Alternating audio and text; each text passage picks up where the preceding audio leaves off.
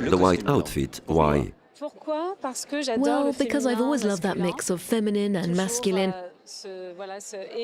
I love that it doesn't fall into that caricature of feminine sensuality. And I also think it's very elegant.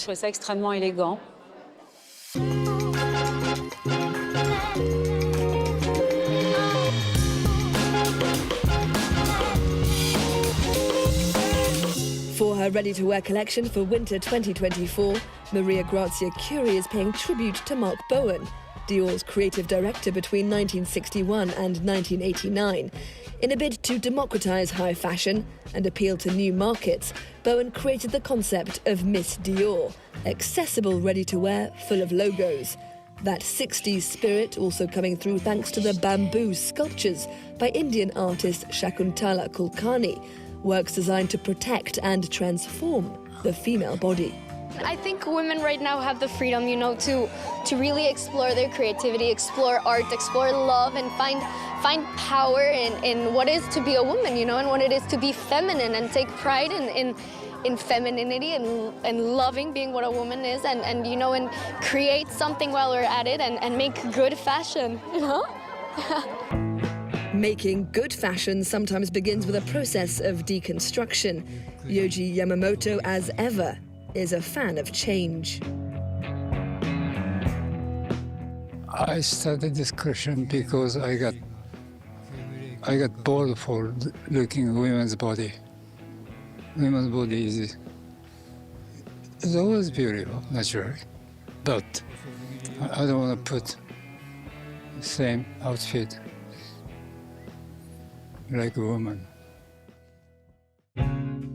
His catwalk show is both elegant and unsettling, alternately accompanied by music and silence.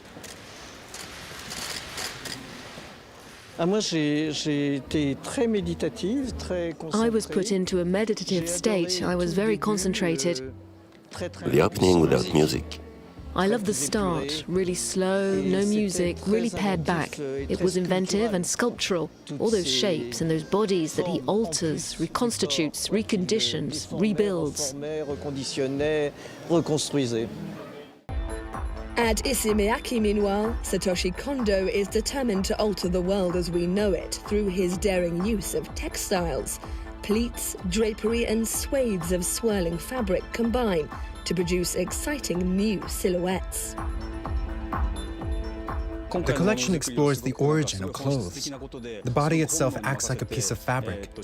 I have a real passion for design, but also for the production side of things, which is a primitive, spontaneous act. It's based on intuition about what is and what has been. I think there's a real beauty in that maybe it's a way of exploring something that hasn't yet been discovered. Yusuke Takahashi is the former creative director at Issey Miyake.